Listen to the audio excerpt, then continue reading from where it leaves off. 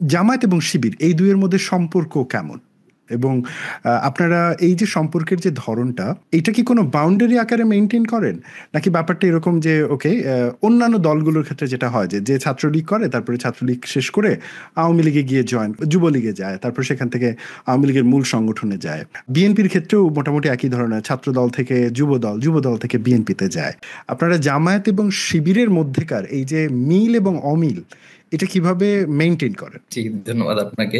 এটাও বাংলাদেশে খুব কৌতূহলী কোশ্চেন সবার কাছে।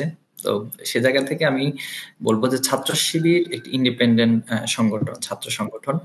আমাদের সংবিধান, আমাদের কর্মপদ্ধতি, আমাদের ডিসিশন মেকিং সবকিছু ছাত্র শিবির তার নিজস্ব সিস্টেমের মধ্য দিয়ে নিয়ে থাকে। এখানে জামাত বা অন্য কোনো রাজনৈতিক দলের হস্তক্ষেপ অথবা কোনো সিদ্ধান্তকে চাপিয়ে দেওয়া, এটা ন্যূনতম কোনো সুযোগ থাকে না, থাকছে না।